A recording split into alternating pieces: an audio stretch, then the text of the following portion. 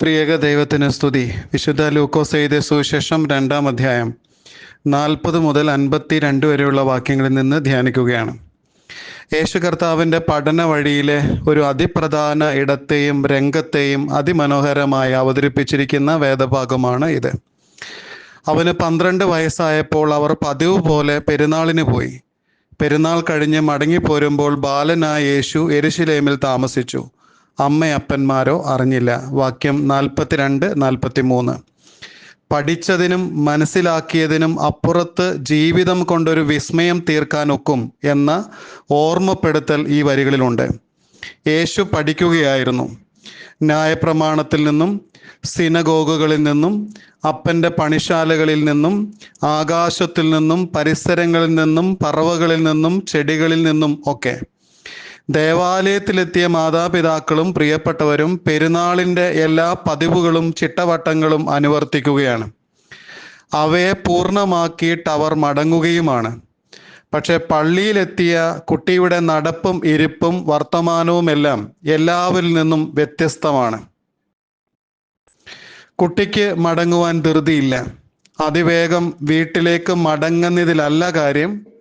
അവൻ്റെ പഠനവും വിവേകവും മറ്റുള്ളവരിലേക്ക് പകരേണ്ടതുണ്ട്, പ്രകടമാക്കേണ്ടതുണ്ട്.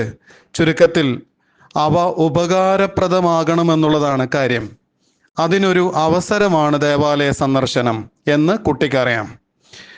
കുട്ടി ചർച്ചകളിലൂടെ അറിവും കഴിവും വെളിപ്പെടുത്തുകയാണ്.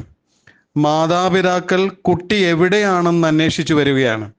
മനസ്സിൽ നിറയെ ആദിയും. കുട്ടിയെ കൺമുമ്പിൽ കിട്ടിയ അമ്മ ആ രംഗത്തെ കൈകാര്യം ചെയ്യുന്ന രീതിയും അതിമനോഹരമാണ്. ആദ്യം ഇത്തിരി ആവലാതിയുടെ വാക്കുകൾ ഉരുവിട്ടെങ്കിലും അവൻ്റെ വിവേകവും ഉത്തരവും സമ്മാനിച്ച വിസ്മയം അമ്മയെയും എല്ലാവരെയും അതിശയിപ്പിച്ചു എന്നതാണ് ഈ രംഗത്തിൻ്റെ സൗന്ദര്യം. ചുരുക്കത്തിൽ പഠിച്ചതും ഗ്രഹിച്ചതുമൊക്കെ സ്വയവളർച്ചയ്ക്കും ഉയർച്ചയ്ക്കും ഉതകുക മാത്രമല്ല, ചുറ്റുമുള്ളവരുടെ അന്വേഷണപരതയ്ക്കും അലച്ചിലിനും ആവലാതിക്കും ഒക്കെ ഉത്തരമായി മാറുമ്പോൾ സ്വന്തം അറിവും വിവേകവും വിസ്മയകരമാകും എന്നത് യേശു കർത്താവിൻ്റെ പഠന പ്രക്രിയയിൽ നിന്ന് കാണേണ്ട കാഴ്ചയാണ്. കാണാഞ്ഞിട്ട് അവനെ അന്വേഷിച്ചുകൊണ്ട് യെരുശലേമിലേക്ക് മടങ്ങിപ്പോയി. 3-ാം നാൾ കഴിഞ്ഞ ശേഷം അവൻ ദേവാലയത്തിൽ ഉപദേശാക്കന്മാരുടെ നടുവിലിരിക്കുന്നതും അവരുടെ ഉപദേശം കേൾക്കുകയും അവരോട് ചോദിക്കുകയും ചെയ്യുന്നതും കണ്ടു. വാക്യം 45-46. ദൈവത്തോടും മനുഷ്യരോടും കൂടെ വളരാൻ പഠിപ്പിക്കുന്ന വിദ്യാഭ്യാസ ശൈലിയെ ഈ വാക്യത്തിലൂടെ ഓർത്തെടുക്കാൻ പറ്റും എന്നതാണ് രണ്ടാമത്തെ ചിന്ത. കുട്ടിയെ നഷ്ടപ്പെട്ടു എന്ന് മാതാപിതാക്കൾ കരുതുകയാണ്.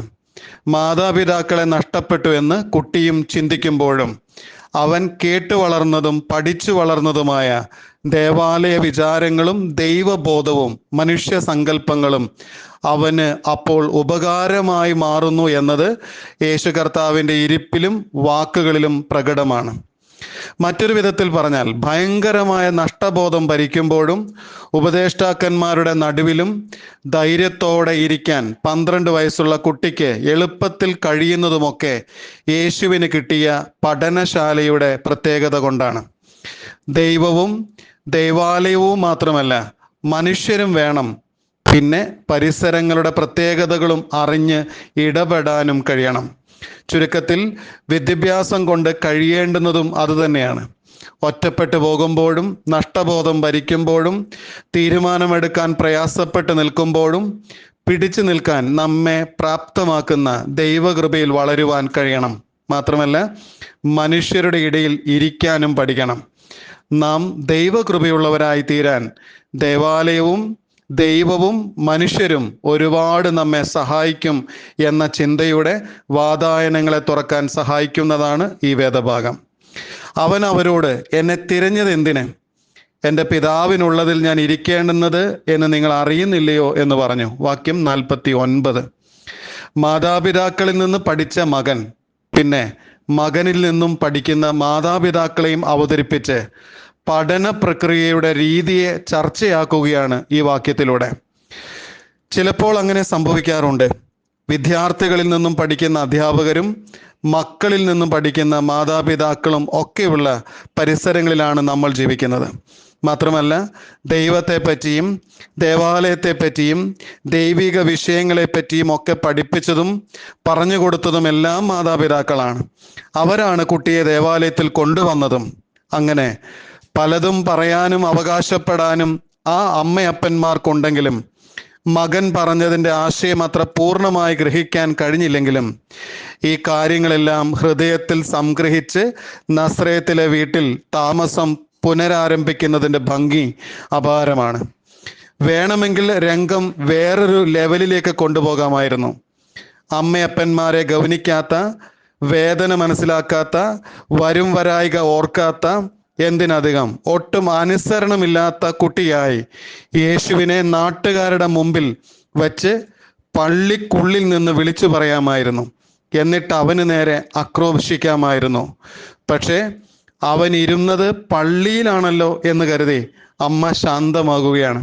ഒടുവിൽ അമ്മയ്ക്കെന്നെ മനസ്സിലാക്കാനായല്ലോ എന്ന് സ്വയം വിശ്വസിച്ച് ആശ്വസിച്ച് അവരോടുകൂടെ ഇറങ്ങി നാട്ടിലെത്തി അവർക്ക് കീഴടങ്ങിയിരുന്നു എന്ന് വായിക്കുമ്പോൾ ആ മാതാപിതാക്കളും മകനും ചേർന്നുണ്ടാക്കുന്ന പഠന രീതിയെ ആദരവോടെ മാത്രമേ നോക്കിക്കാണാൻ നമുക്ക് കഴിയുന്നുള്ളൂ എന്നതാണ് സത്യം.